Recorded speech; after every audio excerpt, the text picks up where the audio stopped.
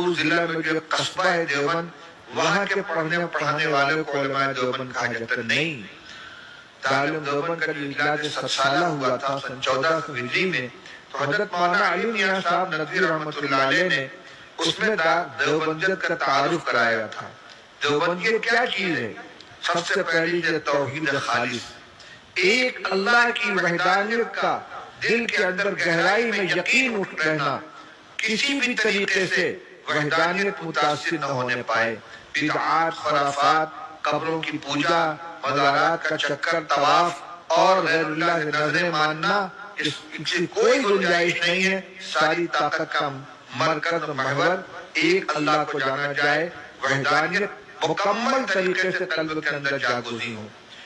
توحید خالص اس کا نام ہے۔ اتباع سنت، حضرت نبی کریم صلی اللہ تعالی علیہ وسلم کی سنت متوارثہ جو کتابوں میں بھی محفوظ ہے اور علماء حق کے عمل کی شکل میں بھی تسلسل کے ساتھ چلی آ رہی ہے۔ سنت کے اوپر 100% قائم رہنا۔ دین میں جو نئی نئی چیزیں ایجاد کی جاتی ہیں رسم و رواج کے قبیل سے، بدعات و خرافات کے قبیل سے، ان کی دیوبندیت کے اندر کوئی گنجائش نہیں ہے، چاہے اس کا ظاہری لیبل کتنا بھی خوبصورت ہو، محبت رسول کے نام پر اس کو انجام دیا جائے یا کسی اور عنوان سے اس کو اپنایا جائے، لیکن اگر کوئی چیز سنت سے ٹکراتی ہے، نبی کریم صلی اللہ علیہ وسلم کا جو طریقہ ہے اس کے خلاف کوئی چیز اگر اپنائی جاتی ہے تو نہیں قبول کی جائے گی۔ کیوں؟ اس لیے خود رسول اللہ صلی اللہ علیہ وسلم نے ارشاد فرما دیا، من احدث فی امرنا ھذا ما لیس منہ فہو رد۔ ہمارے دین کے اندر کوئی چیز اگر کوئی نئی پیدا کرے گا وہ رد کر دی جائے گی۔ جو چیز اللہ کے رسول صلی اللہ علیہ وسلم لے کر آئے، صحابہ کرام نے جس کو اپنایا، سلف صالحین کی یہاں جو چیز قبول کی گئی وہ تو ہے دین۔ اور بعد کے زمانے میں جو نئی نئی چیزیں ایجاد کر لی گئی، رسم و رواج ایجاد کر دیے گئے، میں سب کی تفصیل آپ کے سامنے بیان نہیں کروں گا، اصولی بات کر رہا ہوں، آپ اس کو سمجھیں گے۔ ان کا دین سے کوئی تعلق نہیں ہے۔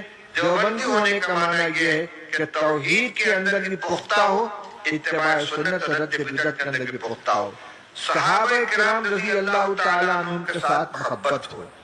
آپ یاد رکھیے، صحابہ نبی کریم صلی اللہ علیہ وسلم کے پہلے شاگرد ہیں۔ اللہ کے رسول صلی اللہ علیہ وسلم نے یہ دین صحابہ کرام کے حوالے کیا تھا۔ حجۃ الوداع کے موقع پر رسول اللہ صلی اللہ علیہ وسلم نے پوچھا تھا تمام صحابہ کو مخاطب کر کے، الا هل بلغت، الا هل بلغت، اے لوگوں یہ بتاؤ کہ میں نے دین تم تک پہنچا دیا؟ سارے لوگوں نے بیک آواز جواب دیا، ہم گواہی دیتے ہیں کہ آپ نے دین ہم تک پہنچا دیا۔ تو رسول اللہ صلی اللہ علیہ وسلم نے فرمایا تھا کہ الا فلیبلغ الشاہد الغائب، جو لوگ حاضر ہیں جو غائبین تک دین کو پہنچائیں۔ علماء دیوبند کا یہ مسلک ہے کہ صحابہ کرام معیار حق ہیں۔ صحابہ کرام کی کسی چیز کے اوپر تنقید نہیں کی جا سکتی کیونکہ رسول اللہ صلی اللہ علیہ وسلم نے دین ان کے حوالے کیا تھا۔